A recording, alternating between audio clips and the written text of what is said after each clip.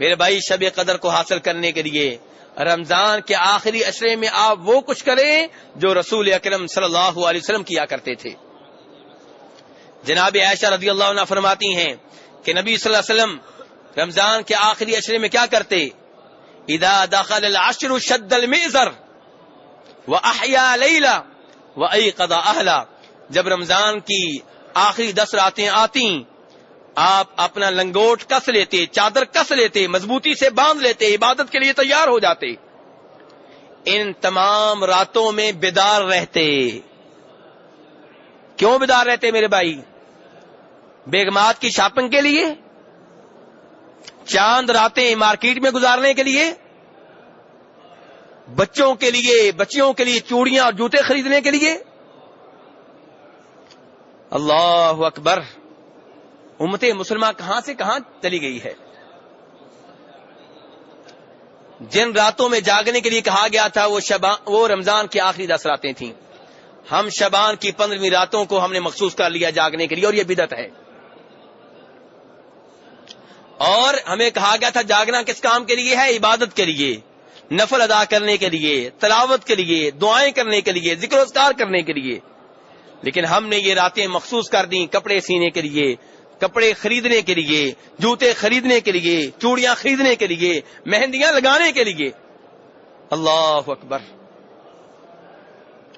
نبی صلی اللہ علیہ وسلم کے بارے میں ام المومنین عائشہ کیا فرماتی ہیں کہ آپ ان 10 راتوں میں عبادت کے لیے اپنی چادر کو کس لیتے، ان 10 راتوں میں بیدار رہتے. وَأَيْقَظَ أَهْلَهُ، فرمایا اپنے بچوں، اپنی بیگمات کو بھی بیدار رکھتے.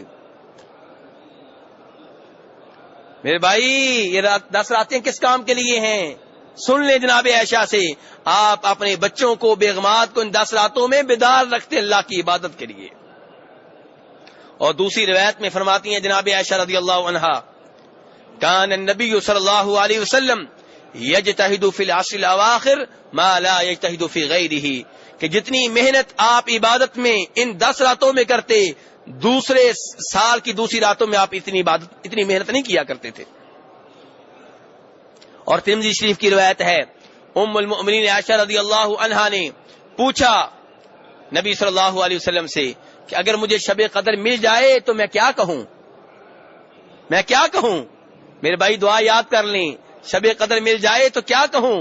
فرمایا یہ کہو، اللہم انک عفو تحب العفو فاعف عنی. لوگ کہتے ہیں جی اللہ کو واسطہ دے کے دعا کرنی ہے، وسیلہ دے کے. آپ وسیلہ دیں اللہ کو، واسطہ دیں اللہ کو، لیکن وہ واسطے اور وسیلے دیں جو اللہ کے رسول نے سکھائے ہیں. یہاں دیکھیے اللہ کے رسول کس چیز کا واسطہ دے رہے ہیں؟ اللہ کو واسطہ دے رہے ہیں اللہ کے نام کا، اللہ کو واسطہ دے رہے ہیں اللہ کی صفت کا. کہہ رہے ہیں اللہم انک عفو، اے اللہ تو بہت معاف کرنے والا ہے. عفو اللہ کا نام ہے، اللہ کو واسطہ دیا جا رہا ہے اللہ کے نام کا. اے اللہ تو بہت معاف کرنے والا ہے، اللہ تو معاف کرنے کو پسند کرتا ہے، یا اللہ اس لیے مجھے معاف کر دے. اللہ سے معافی مانگی جا رہی ہے. معافی مانگنے سے پہلے اللہ کو واسطہ دیا جا رہا ہے کس کا؟ اللہ کے اپنے نام کا. اور یہ عمل ہو رہا ہے قرآن کی اس آیت پہ جس آیت میں آتا ہے وَلِلَّهِ الْأَسْمَاءُ الْحُسْنَى فَادْعُوهُ بِهَا.